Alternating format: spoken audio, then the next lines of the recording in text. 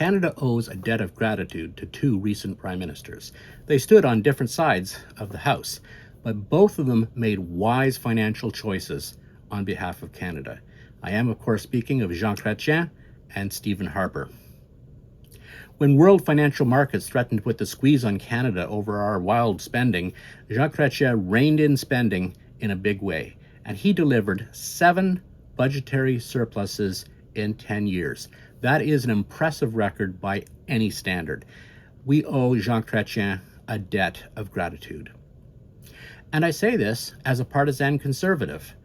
I believe that Jean Chretien, from a fiscal point of view, was one of the greatest prime ministers in Canadian history. So why do I say that Stephen Harper was the GOAT, the greatest of all time? Is it my bias showing? I am a partisan conservative. Let me know what you think in the comments if I'm off base. But while Harper did deliver a balanced budget, he did not deliver as many budgetary surpluses as Jean Chretien. So why do I say he was the greatest?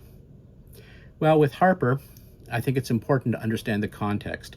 He became prime minister in 2006, and for his first 2 years delivered budgetary surpluses. But then, in 2008, came the global financial crisis. It was a terrible time around the world. We didn't know if the banks were going to stay in business. Banks had stopped loaning money. People couldn't get mortgages. Financial institutions, major financial institutions, were going out of business. It was just an awful time. And governments around the world decided to do whatever they had to do in order to maintain liquidity. They promised that the financial markets would be supported, and they did. They spent. It's what they had to do. So when it was over, Stephen Harper had to once again rein in the budget, and he did so. Many wanted the deficit spending to continue. After all, it's lots of fun spending money that you don't have. But Stephen Harper once again made the hard financial decisions to rein in the deficit, and that's why I say he was the greatest of all time. Well, it would be nice if that was the end of the story, but of course it isn't. Justin Trudeau was elected in 2015 on a promise to, once again, reinstate deficit spending. Here's a clip of Stephen Harper telling us in 2015 about Justin Trudeau's plans. It's kind of humorous in a way, but kind of sad in another way, because Canadians just bought the Trudeau lie. Well, actually, friends, let's be fair. Justin is now changing his tune.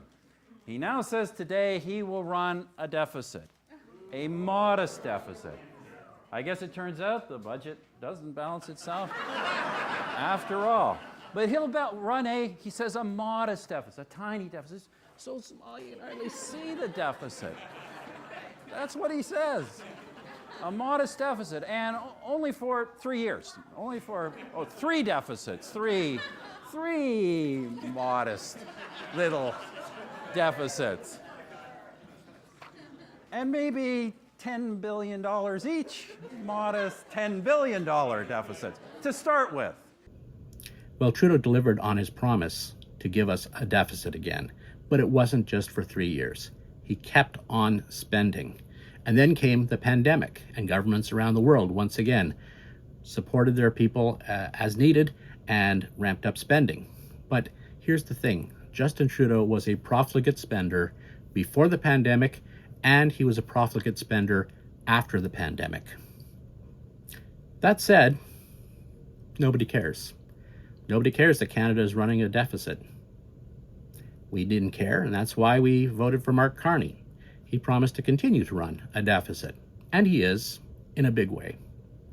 Also, I have to admit, whenever I talk about deficit spending and reining in our budget and spending within our means, living within our means, those are my worst performing videos. People just aren't interested in this topic.